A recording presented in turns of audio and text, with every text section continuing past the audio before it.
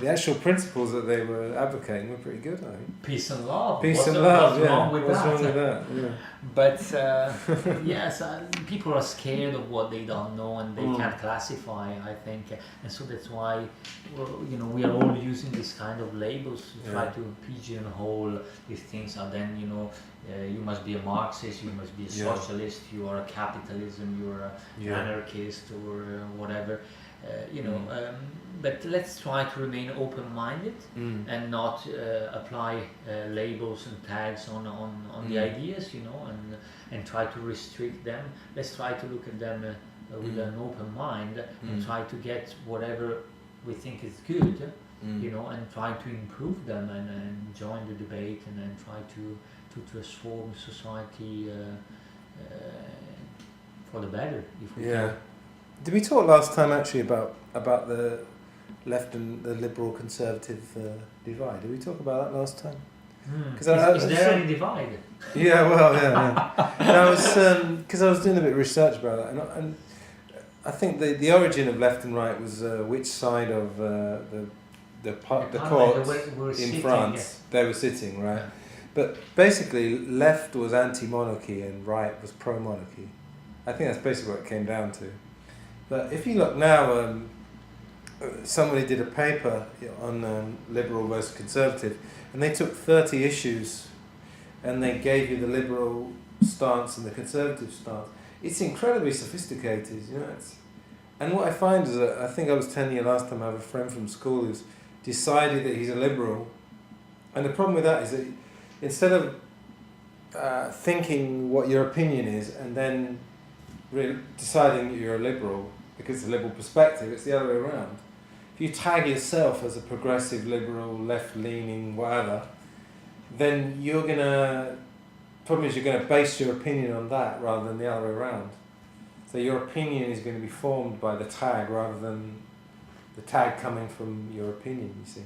Yeah. And it's very sophisticated, this divide, there's all this particular stance on this or that, and I was looking through it and I decided in the end I have 10 lefty views and 5 right views. I think we've really transcended it. Yeah, is it relevant? That's my question. No, not really. I think we should really put aside all the things that do divide us, this kind of sterile debates, and try to focus on really what is common ground, and I think we can start to build from there. Yeah. But we shouldn't see this I win you lose attitude. It's not really taking us anywhere. We need a constructive debate and really start from the basics and defining the words that we use in our language is extremely important, I think, to have a meaningful debate. Otherwise we get trapped into this, you are like this, you are like that,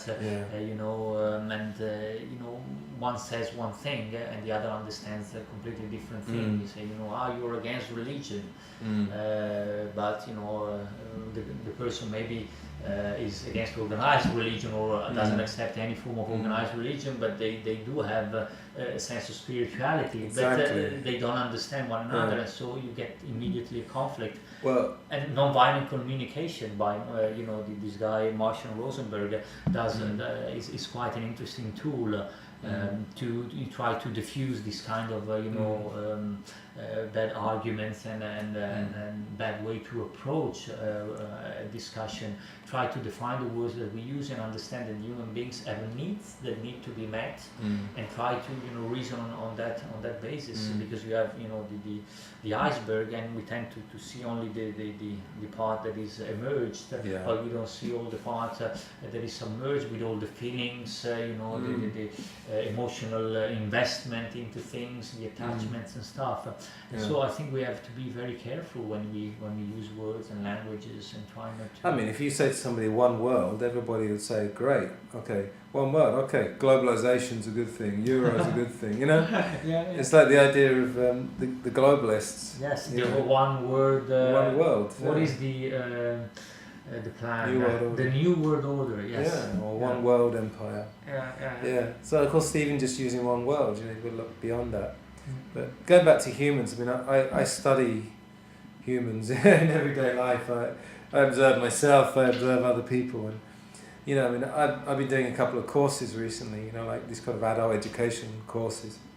And it's very interesting that, you know, it always takes a few weeks for everybody to really, to bond, you know, but I think if there wasn't the fear factor, I think, you know, it could happen instantly. And, you know, you have these charismatic figures who, you know, let's take Russell Brand, you know. If you did a Saturday course with Russell Brand and he wasn't famous, you didn't know who he was, he would still stand out, I'm sure, because it's just these people who seem to be more confident, and they could be shy under the surface, you know, that's a whole other story, actors and so forth, but, you know, when you have a confident person who says, oh, come on everyone, you know, everybody suddenly feels free to say, oh yeah, you know, let's do it, you know, instead of spending 5 weeks sort of sizing each other up and then deciding that you're going to be friends, you know, just do it instantly, you know, and it's, when I see people on trains in London and walking the streets, you know, quite apart from all the iPods and all that, which is, you know, that's another thing.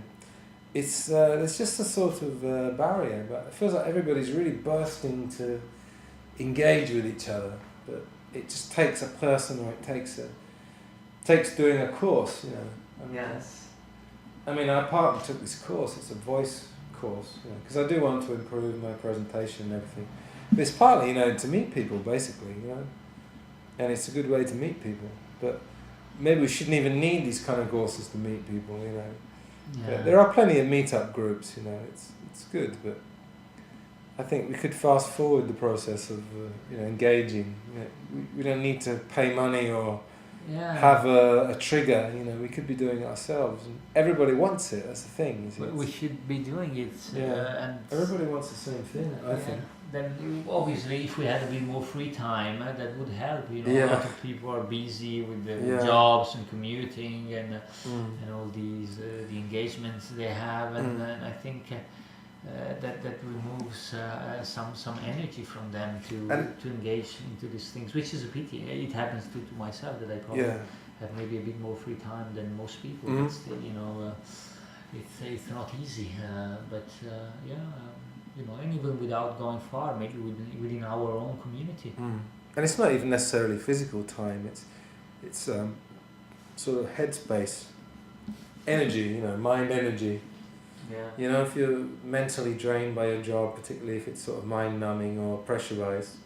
It's not even necessarily having time. You know, you might have 2 hours in the evening, but you don't want to spend it. You know, maybe engaging. I mean, I'll be honest. When I've done these heavy teaching jobs, the last thing I want to do is start talking to people, because I've been talking all day, and you know, it's so it's not just physical time. One thing I've done this week is to volunteer to get in touch with a group in London that do get together in order to assist other people with their computers, with their devices, you know, laptops, mobile phones, etc., and to repair them for free.